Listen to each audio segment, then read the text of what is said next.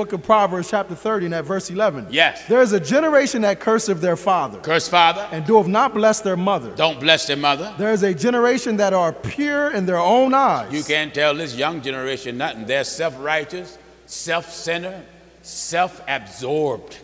Pure in their own eyes. They think they're right about everything. And yet is not washed from their filthiness. And they're not washed from their filthy. You tell the young brother, why don't you pull your pants up? Everybody doing it now, so what?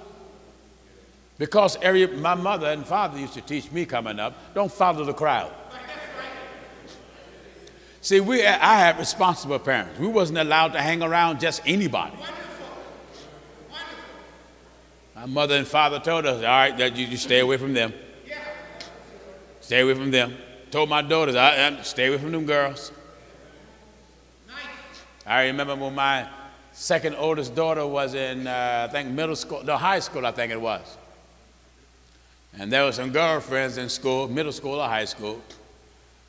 And they came by the house and they was on the porch and they tried to coerce her. There was a house across the street. I don't think it was occupied at the time. And I remember they tried to coerce her. Come on, let's break into the house. We can find out what's in there. She said, I'm not going in there. I'm not going in there. You parents need to get back on the job and start teaching your children right from wrong, because if you look for social media to do it, social media going to have your sons and daughters in a mess. Social media is teaching your children it's all right to burglarize, it's all right to kill, it's all right to steal, it's all right to rape. Social media is teaching the children it's all right to do everything that God says is not right to do. Listen.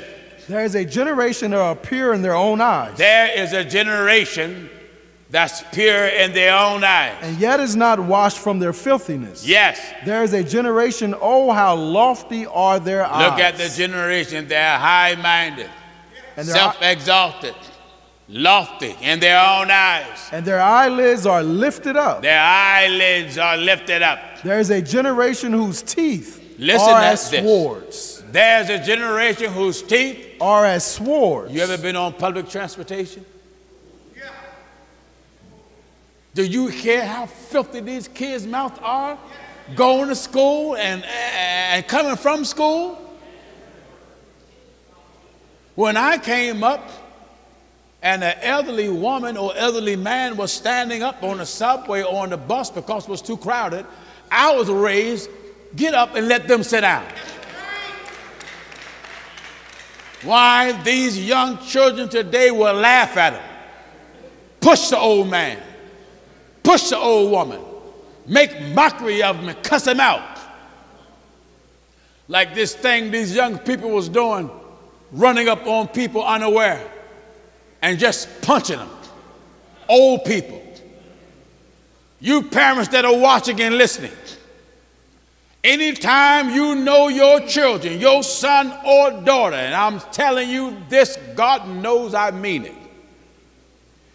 Anytime you know your son or daughter, burglarize that house, rob that man, beat up that old man, or beat up that old woman, rape that girl and sodomize that boy, and you don't say nothing while you are a partaker of their evil deed, you ought to turn them over to the law.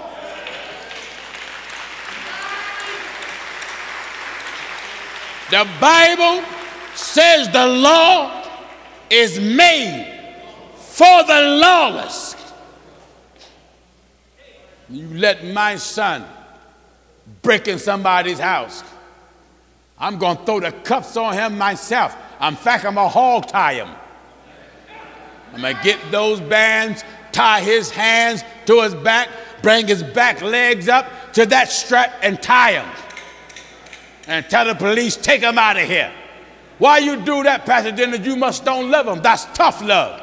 I didn't raise you to burglarize somebody's house. I don't want nobody burglarizing my house, so why should I tolerate you burglarizing somebody else's house? Wonderful.